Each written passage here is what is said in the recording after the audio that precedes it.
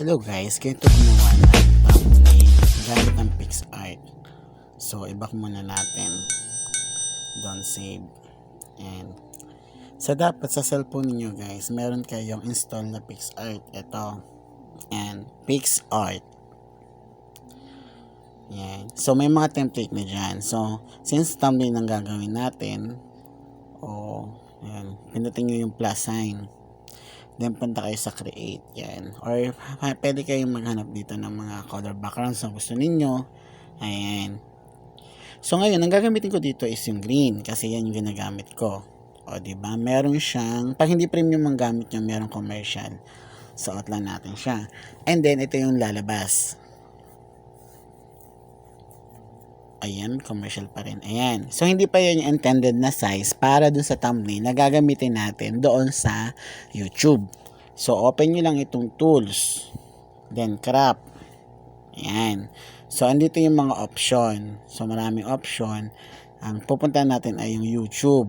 Ayan. And then, check. So, since yung bagong upload ko na video ngayon ay tungkol dun sa aquarium, so, kailangan kong maglagay ng picture, add photo. Pindutin lang yon. And then, ito. Yan, itong aquarium ko. Tapos, add. Ayan. So, meron ka ng picture. Ayan. So, pwede mo siyang i-drag ng kahit saang position. So, dito natin lagay. Medyo lakihan natin. Ayan. So, ganyan isa lang gusto kong gawin. Tapos, since ang topic ko ay about dun sa fry, meron akong pinicturean dito. Yun. Add natin. Kasi tinatanong ko, sino kaya ang ama? Na-crop lang natin. Kasi yun yung fry, oh. Yung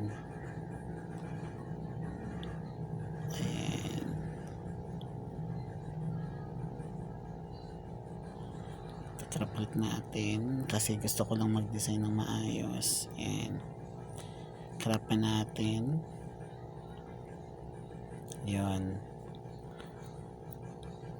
Ayan. Tapos, maglagay tayo ng sticker. So, kailangan ko ng arrow. So, make sure na ka-online kayo ha. Lalo't hindi naman premium yung gamit ninyo. Arrow. Ayan, pwede na siguro to. Ayan. Ayan. And then, lagay tayo ng kaninong baby shark. Kasi hindi ko nga alam kung kaninong baby yung pinanganak. Kasi nang naghugas ako ng aquarium, ay meron akong nakita. Ay, gumalaw siya. Ayan. So, ang focus na natin ay yung ayan. Tandahan lang. Ganun lang mag-crop guys. And then, papaliitin nyo siya. Ayan. Ayan. Medyo zoom in natin. So, yan yung laman aquarium ko. And then, so meron na kayong letters, no? Kailangan natin yung borderline yan. So, gusto ko lagi is red. Ayan. Ayan. So, i-maximize lang natin. Kaninong baby to? Ayan. Tapos, mag-insert ako ng picture. Siyempre, ako kasi yung may-ari, no? So, maglagay tayo ng picture. Ito. Kunyari, nakaselfie ako ng ganyan. Ayan. So, since ako ay nasa isil kanina, ikakrop ko siya. Ayan. Then, Pwede namang remove background to guys. So, remove background. Ayan, ilang gagawin. Ayan. So, wala nang background. Okay na yan. Pwede rin naman yung i-crop, no? Ayan.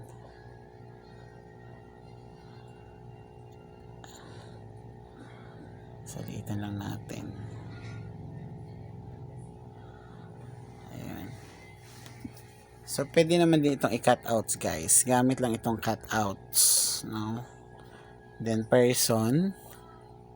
Ayan. Yun. And then, taran. Ako na lang natira. So, lalagyan din natin siya ng border. Yun. Kung gusto nyo medyo makapal, ito. Ayan. Pero kung gusto naman na ito, yan na lang. Or gusto mo pula, ayan. Pero usually puti lang ginagamit ko para masaya. Ayan. Ayan. So, kaninang baby to? So, catchy na ba yung ating ano? Catchy na ba siya? Okay. Ayan. Ayan. So, pwede pong lagyan ng statement, no? Nakita ko habang naglilinis ng aquarium. So, para medyo catchy yung ating ano, then papalitan natin, then, yan.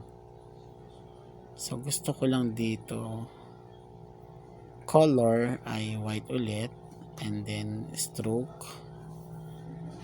Okay, yan.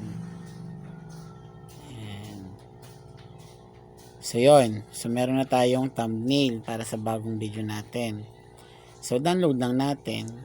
And, so, nandun na yun guys, no? Send. Close natin. Yan. Paano palitan yun guys, no? Dapat meron kayong YouTube Studio, no? Yan. Sa itsura ng studio, balik tayo. Labas tayo ng konti. Yan. Sa cellphone, yan, YouTube Studio, kapag ikaw ay nag-upload, dyan lalabas yung mga pwede mong i-edit para sa thumbnail. So, since ito, naka-premiere ito, no? And, may template na siya. Papalitan natin siya yung template. And, pindutin lang ulit yung lapis. And then, custom thumbnail. Yan. So, yan. Pag nag-save kayo, ganyan mapupunta yung mga nasisave ninyo. O, ayan na. Yan na yung gagamitin nating thumbnail. Parang putol yung ulo ko na. Okay lang ba yun? Okay na yan? Sige na, go na. Ayan. Ganun magawa ng thumbnail, guys. Ayan. Para kung gusto niyo na ma-sure, punta kayo ngayon sa channel ninyo. No, punta kayo sa YouTube. Yan. And then, punta kayo sa bagong upload ninyo. And, in my case, this one, ang bagong signal.